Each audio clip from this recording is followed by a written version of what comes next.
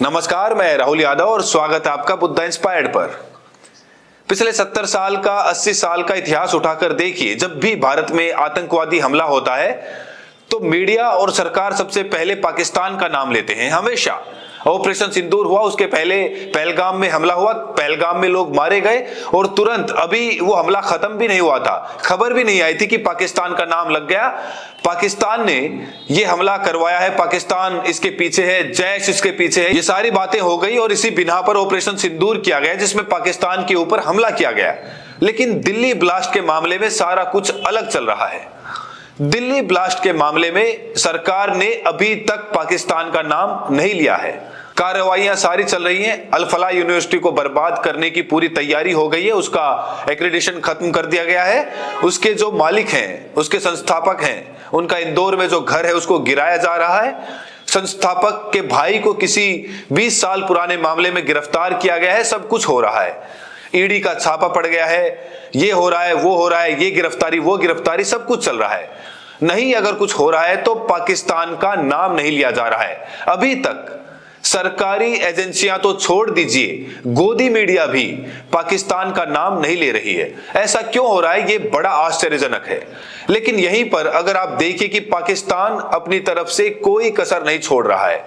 पाकिस्तान में एक आतंकवादी ब्लास्ट हुआ, उसमें कुछ लोग मारे गए, उसने तुरंत हिंदुस्तान के ऊपर इल्जाम लगा दिया और अब वहां की संसद से यह खबर आई है। और खबर क्या, वीडियो आई है। वो वीडियो मैं आपको दिखाऊंगा जिसमें जो पाकिस्तान ऑक्यूपाइड कश्मीर है उसके एक्स प्राइम मिनिस्टर है। पाकिस्तान ऑक्यूपाइड जो कश्मीर है उसके जो नेता होते हैं उनको प्राइम मिनिस्टर और प्रेसिडेंट कहा जाता है।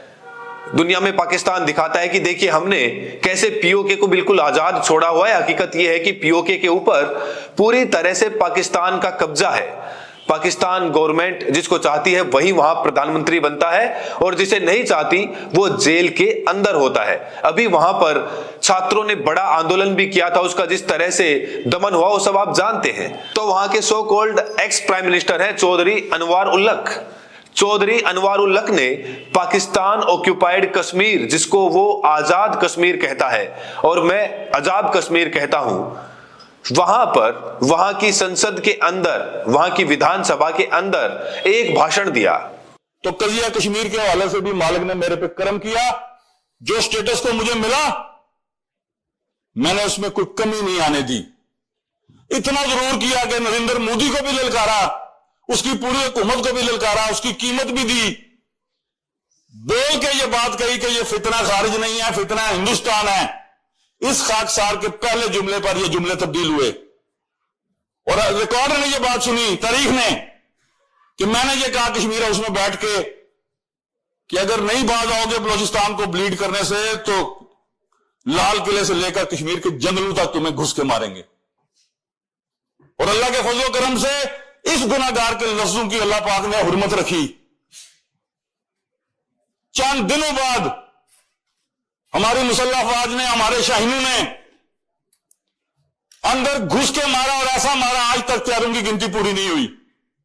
अब पाकिस्तान के एक स्टेट, एक राज्य का एक्स चीफ मिनिस्टर कह रहा है कि अगर भारत बलूचिस्तान में खून बहाता रहेगा तो हम दिल्ली के किले से कश्मीर के जंगलों तक मारेंगे। और हमारे शाहीनों ने काम किया है, हमारे शाहीनों ने काम किया है। अब शाहीन है कि कायर हैं, मासूम लोगों को मारने की इजाजत कौन सा इस्लाम देता है ये मुझे बताइएगा।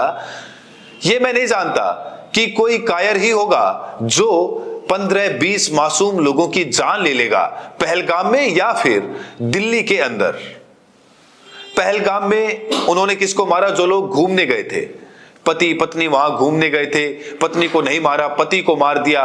ये काम इस्लाम के हिसाब से कहां से जायज है? कम से कम मेरी समझ में जितना कुछ मैं जानता हूं कतई नहीं आता है। और यहां पर तो फिदाइन हमला हुआ और कल जब मैंने सवाल पूछा भी था तो आप में से ज्यादातर लोगों ने कहा था कि फिदाइन हमले के लिए, खुद को मारने के लिए, खुदकुशी करने के लिए इस्लाम में कहीं कोई जगह नहीं है। और यह भी है कि ऐसे लोगों का नमाजे जनाजा नहीं पढ़ा जाता है, कब्रिस्तान में अलग से इनको दफनाया जाता है।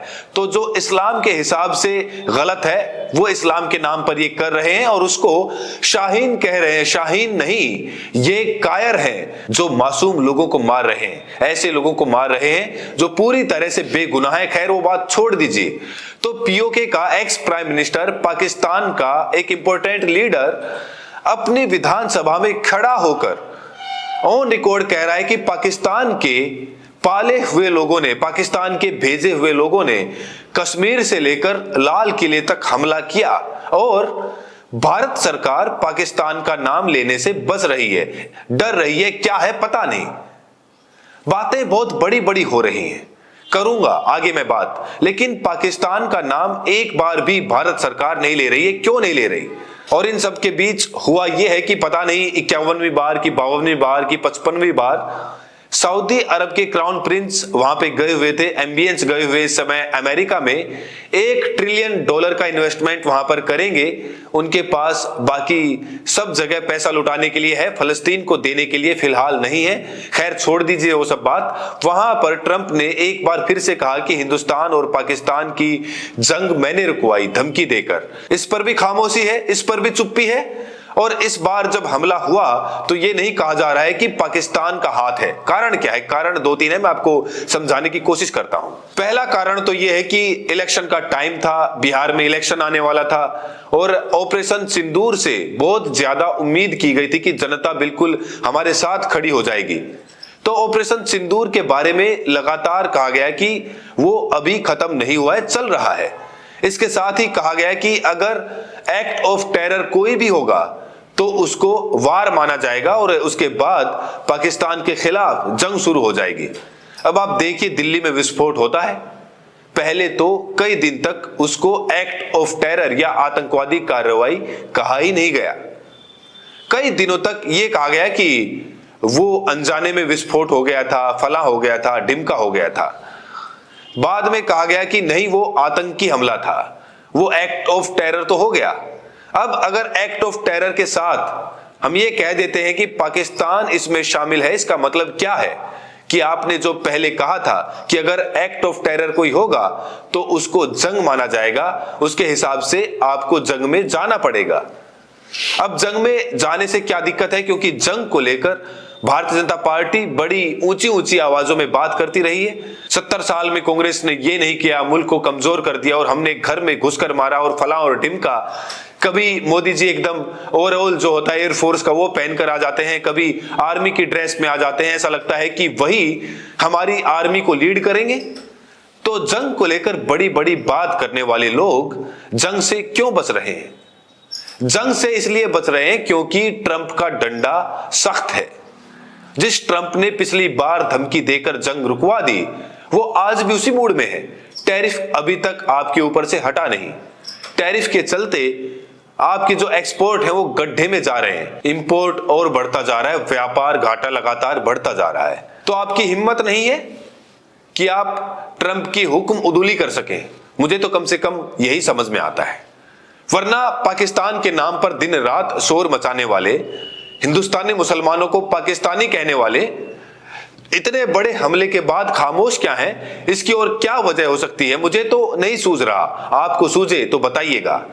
एक और वजह समझ में ये आती है कि अभी हाल फिलहाल कोई इलेक्शन नहीं है, इलेक्शन में अच्छा खासा टाइम है, तो फिर इस समय जंग करके क्या मिलेगा? और इन सब के बीच हमारी आर्मी के जो चीफ हैं, उनके जिस तरह के बयानात आ रहे हैं, वो बयानात अपने आप में थोड़ा सा हैरान करने वाले हैं।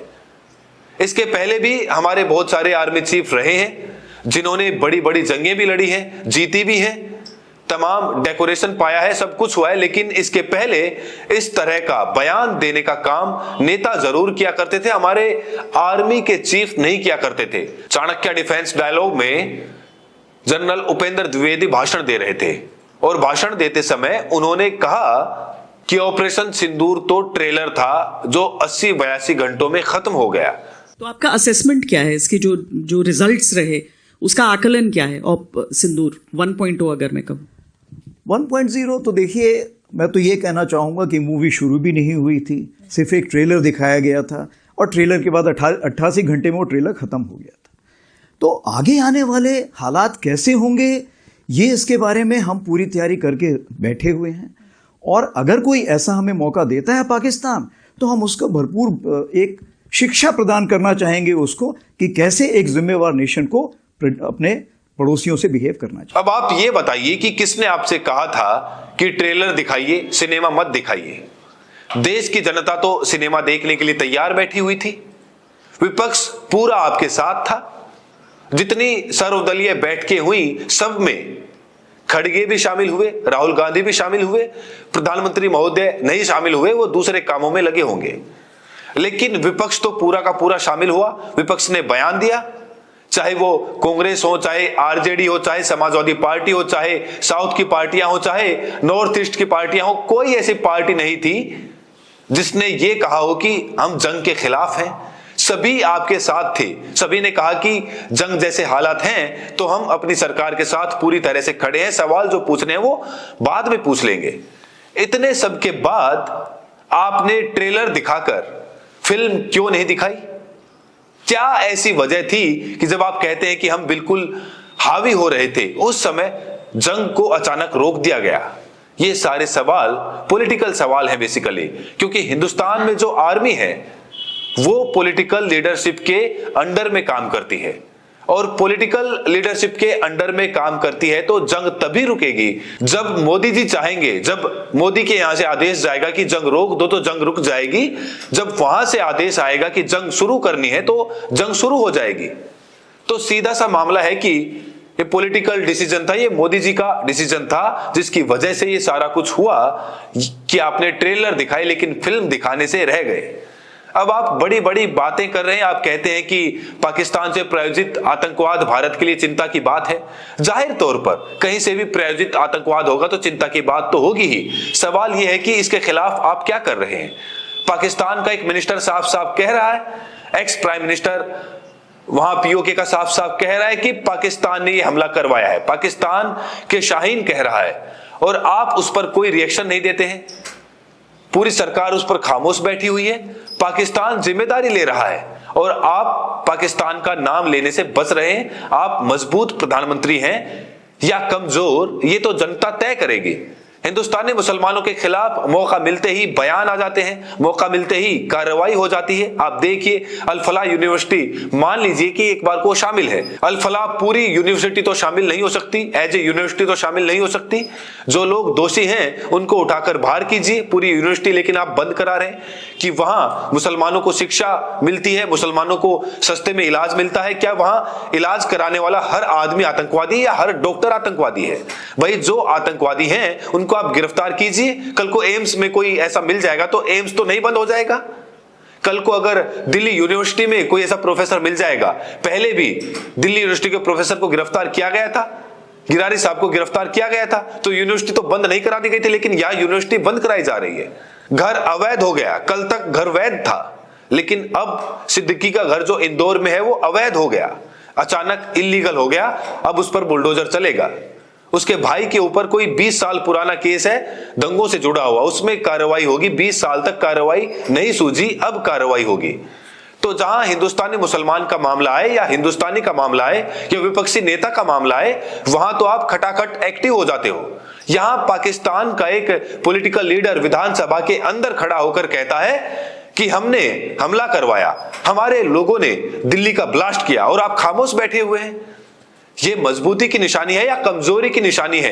ये सवाल मैं दोबारा, तिबारा, 4 बार पूछना चाहूंगा इस सरकार से, और साथ में जनता से भी सवाल पूछना चाहूंगा कि हमारे देश का प्रधानमंत्री मजबूत है कि कमजोर है? अपनी प्रतिक्रिया कमेंट सेक्शन में जरूर दें, और साथ में ये भी बताएं कि आप ये वीडियो देश के किस कोने से देख रहे हैं। बहुत बहुत शुक्रिया।